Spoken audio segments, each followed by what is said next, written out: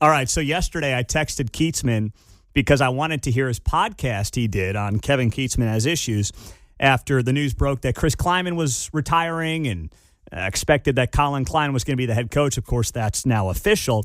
And I listened to his podcast he does with Stan Weber, and I'm like, man, that was great. And Kevin's like, stop listening to stuff and, rest up. Get I'm well. Like, yeah, exactly, which I appreciate you doing, by the way. You were very kind this week, and I know you don't even want me here today, but, as you know. I want you here. I just don't know that you should be here. Maybe you should have taken another day. I know. But you know how it is. When you got the little kids, you're kind of like, all right, I think my time here is done. Yeah. They've had enough of me. And it's time to get to work. After that last segment, you might not have a bed tonight at home. So you got no. What the heck you're doing when you leave here? Oh, that's not true. Oh my gosh. Well, what do you think? Klein's coming back, man. I think it's fantastic for K-State. This is a great story and an awful story all in one. This is everything every Kansas State fan wanted. And what they did was they turned on, in a nasty way, the second greatest football coach in K-State history. They did that to Chris Kleiman. They turned on him. The fan base turned on him. When he cried out there in Utah, he's had 2 years of hearing about how the offense was good when Colin Klein was here, and now that he's gone, you can't score, and your offensive coordinators are no good, and you brought in your best friend, and all these knocks and all these things, and he got sick of it. I understand Chris Kleiman got sick of it. I've got a different take than most people. This clearly was an orchestrated coup. Okay, nothing happens in sports like this. The athletic director had a news conference and said, on Monday, my coach came in and said, well, I'm thinking about retiring. I said, hey, give it a day, get back to me. Calls me back on Tuesday, says, I think I'm going to do it. I am retiring. And I couldn't talk him out of it, so I didn't. Less than 24 hours later, they have a news conference. 28 hours after that, he's got a coach announced as a new coach. That doesn't happen in 4 days in any athletics. First of all, there's laws about hiring people, right? This thing's been going on for a couple of weeks. I think it's probably been going on since the end of the Utah game, when he had that breakdown. And I don't know exactly what happened, but I know the money people have to be involved. They've not said anything about a buyout for Chris Kleiman. But when we find out, and I think he will get millions of dollars for retiring, that's not a retirement. So we'll see what happens. I think we're going to learn that he got a lot of money. You think he's done coaching? I don't. I think he's 58 years old. I think he's going to go to Florida and clear his head.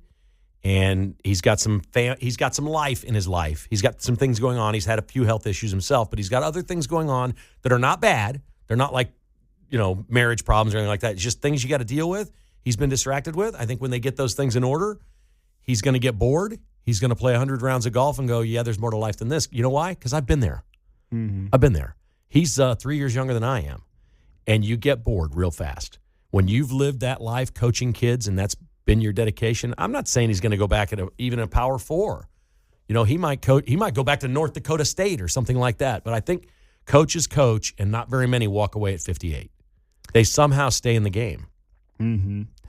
Would it be because you're seeing more of these older school guys just walk away? They don't like the NIL, right? I mean, Jay Wright in basketball and Bob Stoops. How old was some of Jay these guys? Wright? He's about 63. Okay, and how right much now. is he making on television and doing media? Well, he gave up the media gig, but he's not doing any of it now? No, he's so done. What does he do? He's the special assistant to the president at Villanova. Okay. That's a good gig. Yeah. That's not going to be available, I don't think, to Chris Kleiman. But you got to do something. He's just not going to quit, I don't think. His sons and Gene Taylor's son are both now at coaching ages. I almost see maybe like a small school, and he brings his kid in to coach with him, and Gene Taylor's son, they're all best friends, and maybe at a smaller school, they teach him how to coach. I don't know. But do you see like a Chip Kelly where it's just like, I want to be a coach, and the only way to do that now is to be a coordinator, right, where you're out of the whole NIL and recruiting game. Could you see that for him, or do you think he's a head coach? I don't think he wants back in this game. Yeah. I don't think he wants in the NIL game. That's my I think thought. he just wants to go coach. Hell, he might be a high school coach or a junior college coach. I don't know. Yeah. Doesn't need the money, but I think retiring is the wrong word. I don't think anybody at 58 that's been a coach their whole life just says, oh, I'm never going to coach again. He's going to get the bug. Yeah. We'll see what he does. Maybe it's a liaison. Maybe it's a consultant. Maybe it's something else. Maybe it's some, status thing at North Dakota State where he's the consultant to the head coach or something. But I just think he's going to get back in the game. I know Chris Kleiman. You're 58. He's not going to go to Florida and be some 80-year-old geezer out on the golf course every day. Yeah. 58 is not 80. 58 is not old. I'm telling you right now. 58 is not old. There's not much you do at 38 you can't do at 58. I'm telling you, it's just not. He's just not there. Yeah. No, I see that. Has Bruce Weber done that basically? I mean, he's older, but he's working for Big Ten Network now, which is really odd because he has the speech issue, but he's just such a great guy. So he stays close to college basketball. He likes to fly around and visit programs and coaches and players that played for him that are coaching. So he stays in it that way as a retired guy. And maybe that's what Kleiman does. He knows a lot of people in football, maybe. But nobody just retires and goes and plays golf in Naples. Mm-hmm. I'm sorry. He's not going to do that. Okay. And K-State fans are thrilled. Colin Klein on paper is the perfect hire. Yeah. The perfect hire. If it works out, he could be there 20 years. It's one of those things. Mm-hmm. But we see things that look perfect on paper, like Nick Saban to the Miami Dolphins, and that doesn't work out. Mm-hmm. We saw, LSU, Brian Kelly to LSU, looked pretty good on paper, didn't it? Didn't work out. Yeah. So there's no guarantees. We all know that Scott Frost at Nebraska didn't work out. But, man, for the K-State fans, they're going to pack that stadium. They're going to raise ticket prices. The NIL money's coming in. It's going to be a booster shot in the arm like you've never seen. It's going to be crazy. That's awesome.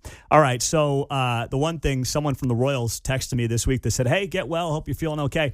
I said, you guys better not dump a new stadium on me while I'm out with pneumonia.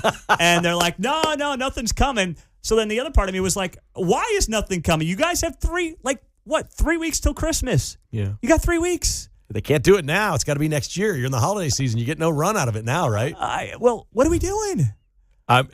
Is Kansas going to extend their offer? That's what I mean. Yeah, I guess they're going to either have to or take it, or maybe the Royals are embarrassed by the whole thing and they're going to drop this thing on Christmas Day when nobody's paying attention. I don't know what they're going to do. Well, I mean, if they're going to announce that they're coming to Kansas, it's got to happen by now because they got to review it before the end of the year and approve it before the end of the year, right? Maybe it just expires and maybe North Kansas City's where they're going. And they're just haven't announced it yet and the vote's not lined up and all that, but I don't know. I've said all along, I'd take the offer in Kansas and see what happens. You can still go to North Kansas City. Well, that's a good point. You can turn your back on Kansas. Just go ahead and take the offer and say, hey, we plan to move to Overland Park. And then when you don't and you go to North Kansas City, they'll still have you in Milltown. Exactly. They'll take you. Exactly. Are you following these Portnoy pizza reviews around town? Yeah, I don't like them. The review in general? I don't really like him very much. Trust me, I'm with you there. And I think these things are fake, and I think they're lined up, and I think there's money involved, and it's okay. Like the places that got him, good for you. Yeah. But they're also like the 2 biggest media spenders in the city as pizza goes, right? They buy advertising, huge amounts of advertising, both those places, which is great, and they're both very good. But I don't think his pizza reviews are real. I'm not against that take at all. Yeah. I don't think there's anything wrong with that. But he pawns them off as real. Just don't. Yeah. Just say, I'm going to the place. These guys got a hold of me, and I'm going to try this. Yeah. Don't act like it's the people in your DMs or whatever they do in social media suggesting this place, because it's not that. Yeah. I could see that. And it was sponsored by Sportsbooks, both of them. Yes. And Kay Adams was here at Arrowhead last week. I saw that. On Monday, and she was sponsored by a sports book and had Joe's Kansas City Barbecue, and that was all part of a gig, too. And you know what? Did you Always see? Money involved. I watched that on Monday or Tuesday when I was sick, and she's like, I'm about to eat a burnt end, and it was like a piece of a brisket. I'm like, come on, Kay. Listen, I'll be honest, every listener we have, when I'm talking about these Easy Smart tools, and I got a box of them at home, I've got, okay, I know the product. I get paid to talk about the product, and I'm telling you that they're good products. All right? We're honest here. That's all I ask from these people. Don't fake stuff on social media. I know. Kay Adams, I can't wait to have a burnt end as it's ridiculous. Put a slice of brisket in my mouth. I'm like, good gosh, people, come on. And then she sits down with Mark Donovan, who, I've been trying to get on for years and you'd love to have on. And first off, there was nothing really there. It was very corporate-y. And I guess that's what you get sometimes. Sportsbook money. Yes. Which is great. We do it here, too. We have FanDuel. We all have FanDuel app, right? Yes. We all do it. Yes. Great. Awesome. We love FanDuel. Just be honest about it. Yes. I don't think either of those things were very honest. Yeah, I saw the Kay Adams thing. I was like, man, this is just, ugh. And what's amazing, too, is the live shows, they get no viewers on those things. Right. It's the clips that they put on social media that actually get some attention. And how about Portnoy? He's not on the Big Ten broadcast tomorrow. I know. They're like, no, we're having a championship game here. We're not having Portnoy on the set. Yeah, we're good. We're good. Although he's right, BYU should be in the playoff. He's that's the one thing. No, I agree with him on a whole lot of stuff. Yeah, that's not it. I think somewhere in there's a person that's not all that nice. He should be a little nicer human being. I'm with you. Hey, man, thanks for the week. Have a great show. Congratulations on getting back. Thanks, man.